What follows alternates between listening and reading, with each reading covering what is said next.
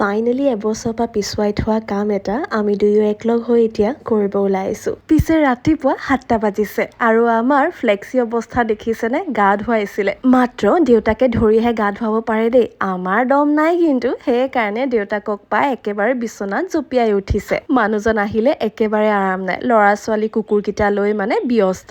আজি আকৌ বতৰটো বিৰাট বেছি ভাল, গতিকে মানুহজনে কাম কৰা মাত্ৰকে প্ৰথমতে তেওঁ ব্লেক কফি দি লৈছো। মানুহজন কালি কৰ্মস্থানলৈ উভতি যাব, গতিকে ভাবিলো মেমৰিজ হিচাপে সময়খিনি সাঁচি ৰাখো ভিডিঅ'ৰ জৰিয়তে। এতিয়া আহিছো হাজবেণ্ডৰ কাৰণে বজাৰ কৰিবলৈ। তেওঁ 3টামান টি চাৰ্ট ল'লে, পেণ্ট ল'লে, যিহেতু জল বাজিত অহা হৈছিলে, গতিকে তেওঁ বেছি পেকিং কৰি আহিব নোৱাৰিলে। গতিকে মোক ক'লে ব'লাচোন আজি তুমিয়ে শ্বপিংটো কৰাই দিবা। মানুহজন লগত থাকিলে লাইফটো মোৰ কাৰণে অলপমান উজু হৈ পৰে। আমাৰ লং ডিষ্টেঞ্চত থকা বহুত বছৰে হ'ল, কিন্তু আমাৰ মনৰ কথা আমি ক'ব নালাগে, নিজে বুজি পাই যাওঁ। আৰু সেয়াইতো মোৰ আজি ব্ৰেকফাষ্টৰ কাৰণে মোৰ ফেভৰেট ঠাই লৈ আনিছে তেওঁ। এই আৰ্মি স্কুলত যে পঢ়িছিলো সৰুতে, তেতিয়া ইয়াত খোৱা গম পায়। আৰু তেতিয়াৰ পৰা প্ৰায় আজি চাগে 12 বছৰ মানে হ'ল নেকি, প্ৰায় ইয়াতে আহি খাওঁ।